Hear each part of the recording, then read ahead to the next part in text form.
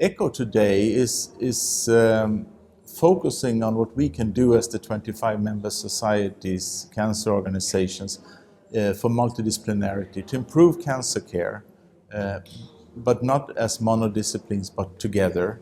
And we do this also very strongly together with patients. Patients are involved in all our activities. What we are, if we should say we focus, that would be on quality in cancer care and also on policy topics, how we can speak as a united voice, which of course we still don't do. Some are not part of what we are doing by tradition, and some organizations go by themselves, but it's the intention we have to speak for the cancer professions in Europe.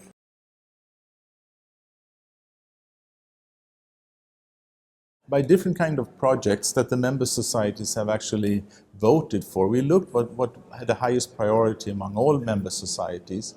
And there are smaller, more specific projects like looking at the nursing, cancer nursing in Europe, where some countries like the UK, Scandinavian countries, have cancer specialists. And other countries, big countries like Germany, don't have that kind of system. And the question is, what does this mean for the care of cancer patients? What does it mean in form of quality?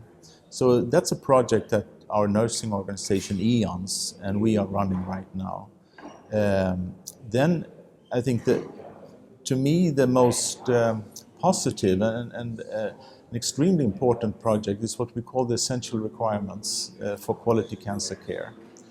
So we take a tumor disease. Last year we took colorectal cancer and we took sarcoma.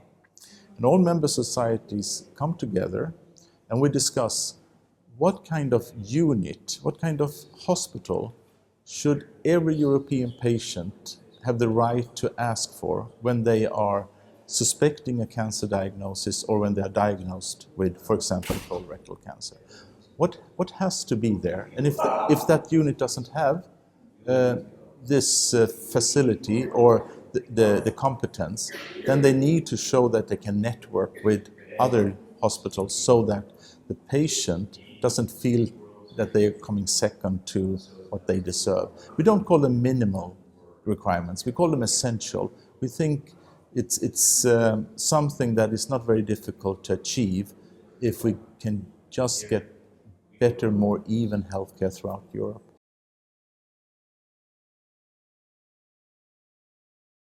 When we changed our vision, what we want to do, it became obvious that we must involve patients much more.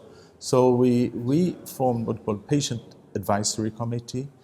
It's 15 organizations, and the chair there has a voting position in our board, and it's also one out of three actually in the nominating committee for the next ECCO president. So from the beginning we show that patients are important for the direction where we are going. Then they can propose projects that ECCO should work with, but they always propose members, people who participate. And when we do something, they always have a possibility to change while we are on our way. I think we professionals have a tendency to think about our rather narrow speciality. And we need somebody who reminds us, and patients are excellent in doing that. But they are not coming in as consultants, they're not coming in late. I would say they are really in the beginning before we get out on the wrong way. And they have had a big influence in ECCO the last year, and they have a big influence in our Congress, the Congress that we think should be set very much of the need, demands, the wish of what patients want to see and wants us to discuss.